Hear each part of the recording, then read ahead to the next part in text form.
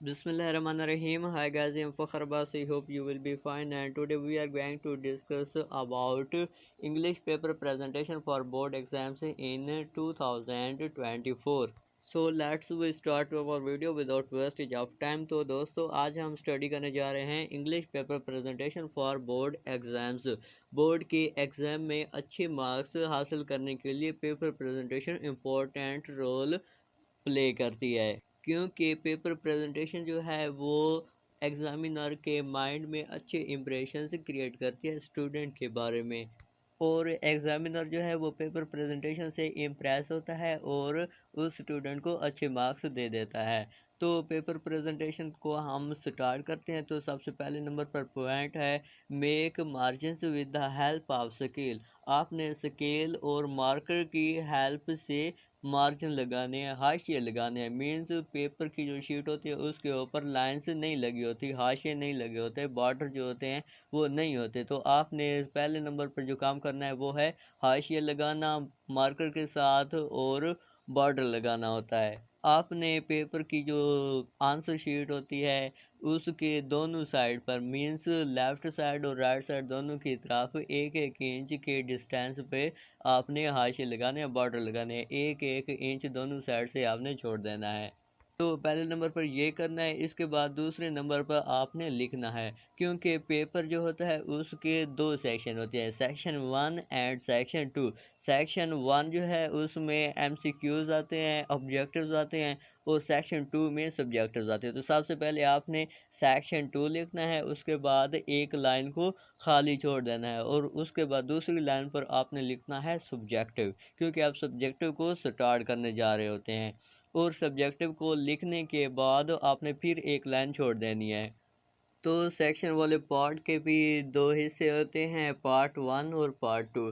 तो part 1 objective होते हैं, पार्ट 2 सब्जेक्टिव होते हैं। इसके बाद सब्जेक्टिव आते हैं, तो सब्जेक्टिव के भी फर्दर दो पार्ट्स होते हैं, पार्ट 1 और पार्ट 2। पार्ट 1 में शॉर्ट क्वेश्चंस आते हैं और पार्ट 2 में लॉन्ग क्वेश्चंस आते हैं। तो आपने सबसे पहले सिलेक्ट करना है शॉर्ट क्वेश्चंस को, पार्ट 1 को। पार्ट 1 में आपने शॉर्ट क्वेश्चन की हेडिंग देनी है और उसके बाद आपने शॉर्ट क्वेश्चंस लिखने हैं, क्योंकि शॉर्ट क्वेश्चन जो हैं ये जल्दी सॉल्व हो जाते हैं और इनके ऊपर टाइम भी नहीं लगता। और लॉन्ग क्वेश्चन जो होते हैं उनके ऊपर ज़्यादा टाइम लग जाता है, क्योंकि उनको डिटेल में डिस्कस करना होता है। इसलिए पहले आपने शॉर्ट्स को सिलेक्ट करना है। तो शॉर्ट क्वेश्चंस को सिलेक्ट करने के बाद आपने लिखना है शॉर्ट क्वेश्चंस। उसके बाद आपने क्वेश्चन पेपर पर आंसर क्वेश्चन जो हैं उनको स्टडी करना है, रीड करना है एक बार। और रीड करने के बाद आपने उन शॉर्ट क्वेश्चन को री नंबरिंग देनी है। तो सपोज़ आपके जो पेपर है उसमें 5 ही शॉर्ट क्वेश्चंस हैं, 5 शॉर्ट क्वेश्चंस हैं। आपने उनको रीड करना है और देखना है कि कौन सा क्वेश्चन आपको सबसे बेहतर आता है, अच्छे तरीके से आता है, जिसका आंसर आपको एग्जैक्टली आता है। आपने उसको नंबर 1 दे देना है, यानी कि उसकी री नंबरिंग देनी है। उस क्वेश्चन के आगे आपने हाईलाइट कर देना है कि ये नंबर 1 है। उसके बाद जो क्वेश्चन आपको आता है उसको आपने लिख देना है नंबर 2। उसके बाद नंबर 3, नंबर 4 और आखिर पे आपने लिखना है नंबर 5, उस क्वेश्चन को जिसका आंसर आपको अच्छे तरीके से नहीं आता या जिसका आंसर आपको नहीं आता। तो सबसे पहले नंबर पर आपने वो लिखना है जिसका आंसर आपको अच्छे तरीके से आता है। उसके बाद सबसे आखिर पर वो लिखना है जिसका आंसर आपको बिल्कुल नहीं आता। ये आपने नंबरिंग देनी है क्वेश्चन पेपर के ऊपर। उसके बाद आपने जो री नंबरिंग दी है उनको फिर अरेंज करना है, अरेंजमेंट लगानी है कि इनको पेपर की कॉपी में, आंसर शीट में, आंसर कॉपी में किस तरह अरेंज करना है इन क्वेश्चंस को। तो सबसे पहले नंबर पर आपने वो क्वेश्चन लिखना है जो आपको बहुत ही अच्छे तरीके से आता है, क्योंकि ये राइटर जो होता है तो ये एग्जामिनर के माइंड में अच्छा इंप्रेशन क्रिएट करता है। और इसके बाद आपने दूसरे नंबर पर वो क्वेश्चन लिखना है जो उसके बाद आपको आता है, जो आपने नंबरिंग लगाई होती है। इस तरह दो क्वेश्चंस को रीड करके एग्जामिनर जो है वो अच्छे इंप्रेशंस बना लेता है और उसका माइंड उस जो स्टूडेंट होता है उसके आंसर से सेटिस्फाई हो जाता है। इसके बाद आपने तीसरे नंबर पर जो है वो सिलेक्ट करना है पांचवें क्वेश्चन को। पहले नंबर पर पहले क्वेश्चन को, दूसरे नंबर पर दूसरे क्वेश्चन को, और तीसरे नंबर पर आपने सिलेक्ट करना है पांचवें क्वेश्चन को। क्योंकि पांचवें क्वेश्चन जो जिसका आंसर आपको नहीं आता या आपको अच्छे तरीके से नहीं आता, आपने उसको लिख देना है। क्योंकि पहले दो क्वेश्चन को रीड करके उसके अंदर अच्छे इंप्रेशन होते हैं और वो सेटिस्फाइड होता है स्टूडेंट से। तो तीसरे क्वेश्चन में अगर उसका आंसर अच्छे तरीके से नहीं दिया गया या उसका आंसर ठीक नहीं है, तो फिर भी वो नंबर दे देता है पहले दो क्वेश्चंस की वजह से। उसके बाद आपने चौथे नंबर पर लिखना है तीसरे क्वेश्चन का आंसर। मीन्स जो आपने री नंबरिंग दी है उसमें तीसरे नंबर पर जो था क्वेश्चन, उसका आपने आंसर लिखना है, क्योंकि वो आपको तीसरे नंबर पर अच्छा आता है। तो इस तरह फिर उसके इम्प्रेशन जो है वो अच्छे हो जाएंगे, फिर वो सेटिस्फाई हो जाएगा और फिर वो मार्क्स दे देगा। इसके बाद आपने लास्ट पे लिखना है चौथे नंबर वाले क्वेश्चन को जो आपने चौथे नंबर पर सिलेक्ट किया है।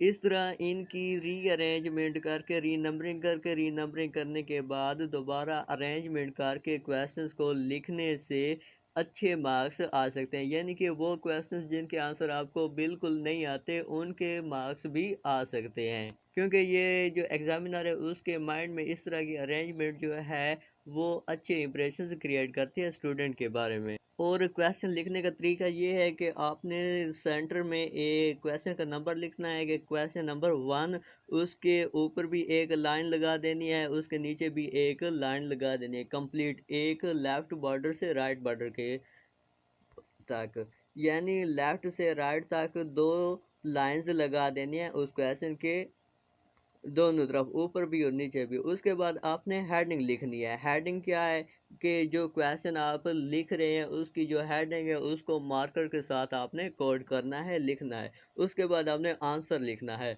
तो आंसर लिखने के बाद जब आपका आंसर ख़त्म हो जाए तो उससे नीचे वाली जो लाइन है उसको फिर मार्कर के साथ लाइन लगा दें, लेफ्ट मार्जिन से लेकर राइट मार्जिन तक मुकम्मल एक लाइन लगा देनी है कि ये जो है क्वेश्चन ये सेपरेट है और यहाँ ये कंप्लीट हो गया है। इसके बाद आपने दूसरा क्वेश्चन लिखना है।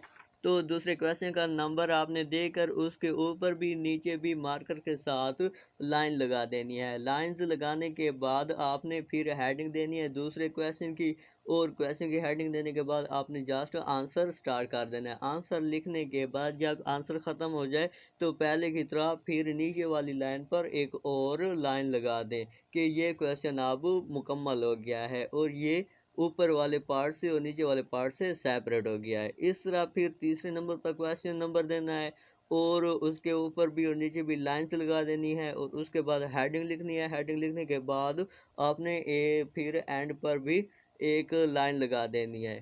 इस तरह पेपर प्रेजेंटेशन तो है अच्छी हो जाएगी। और दूसरे नंबर पर यह है कि ये क्वेश्चन जो हैं एक दूसरे से सेपरेट हो जाएंगे, अलग हो जाएंगे और एग्जामिनर को अच्छे तरीके से पता चल जाएगा ये क्वेश्चन यहाँ ख़त्म हो रहा है, यहाँ से स्टार्ट हो रहा है।